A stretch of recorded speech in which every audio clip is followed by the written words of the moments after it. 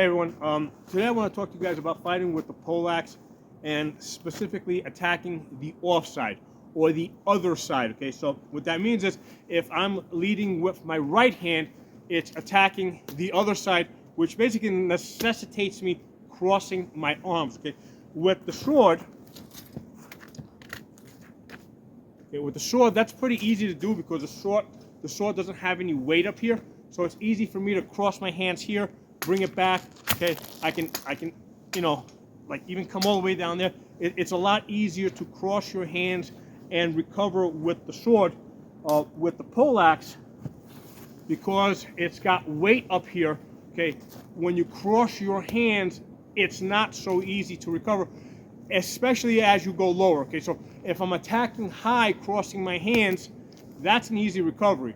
If I cross over and come way down here, that's a much harder recovery. Okay, so when attacking the other side, the offsides, there's two main attacks that I use. Okay, one is I either make a really shallow cut, right? Meaning I'm not coming like way down here, like from the center here, right? I'm making a really shallow cut to the other side, okay? And the benefit of this is to the person that's watching, right? As I stand here in this vertical guard, right? It looks like I'm going to primarily attack on my right side, right? It primarily looks like it's going there, and then all of a sudden it goes to that side. So it's really hard for you to tell whether it's going left or right because it's such a basically it's a matter of changing the angle from here to here, and that's really shallow. Now, from the perspective of the defender, right, the person that has to block that, if I'm leading with my right hand and there's an incoming attack here, regardless whether the incoming attack is high, medium, or low, my blocks are all going to be the same on this side, right? So even if the attack's coming in high, block there, medium, block there, low, attack there. So on this side, everything's the same. When the attack comes in on this side, I actually have to shift my pole all the way over to the side, okay? So what, from my perspective as the attacker, right? For me, switching from here to here is a really small angular change, right? Okay, from the perspective of the defender, okay, the person that's got to defend that, it's a big change because they can't just go like this, because if they just bring the head of the pole over, well, look at this opening that's over here.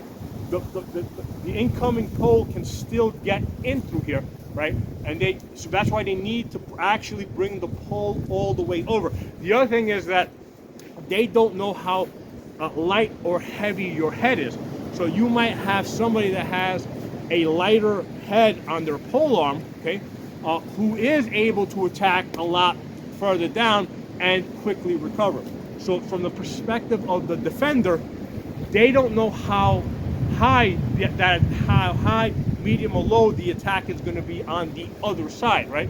So they can't just assume that it's going up to the head, which is why they need to bring the entire pole over, so they're blocking everything on this side, right? They have to come all the way over. So from your perspective as the attacker, right, with the poleaxe, okay, from here, I can easily go right side, I can easily go left side and easily recover, right? Because for me, it's a really small angular change, right? But that small angular change for me is a major shift in defense for the defender, because they got to come all the way over, okay? And because they have to move so much, there's more chance for error. Now, the other way that I attack the offside, the other side, okay, is that I'll swing all the way through and then come up with the back cut. Okay, so the back cut is a way that I attack the other side. Now, when I do that, obviously, as I swing through, I'm leaving myself open here. So ideally, what I want to do is catch their weapon, all right? Catch their weapon, beat it down. So let's say I want to catch the weak of their weapon with the strong of mine, right? Beat it down and then basically come back with the attack, okay? So I have to deal with their weapon. I can't just come down over here and then just swing up while they hit me over here. So once I beat the weapon to the side, I can make the back cut to the other side. Now, if the other person has a shield, right, meaning they have a sword, which is going to be shorter than this, that gives me a lot of opportunity, right? Because I can maintain range. You know, I can basically, it's an attack on the right side that turns into a fake, because what I'm going to do is I'm going to pull my poleaxe short and then come back with the back cut, okay? So if I'm fighting a shield man, right? So from here, I'm threatening the right side, because the pole is, you know, they see it to the right. You know, they're not going to think that I'm going to attack left from there. They see it from here, right? I'm going to come short, right? Because I'm pulling because if I extend my arms, I'm going to hit, right? So I'm actually going to pull my arm short, come through, and then come back and attack with the back cut, okay? So that's another way that I attack the offside, by cutting short and using that back cut. Now, one of the things that I learned a while ago is you want to let the poleaxe travel through its full range of motion. Don't try to stop it short with your muscles, because now that's all bicep right there, right? If you try to stop this short, this is a mass weapon that you're trying to stop with this small bicep muscle, and that stresses the shit out of your bicep muscles, okay? So don't try to stop the swing mid-range with just your little bicep muscle. Let it come all the way down, right? And then from there, swing back. And what I'm doing is I'm using the push-pull and also the hip rotation to generate power, okay? And I've posted videos where I'm actually knocking shieldmen off of their feet using this technique, right? Where I swing past and I come back and I use that back cut. And the thing is, because they're expecting the attack on the right side, because I'm starting off here, right? And then pulling short, right? They're expecting the attack on this side. So they're throwing all their weight to that side. They're bracing for an incoming attack on their left side, right?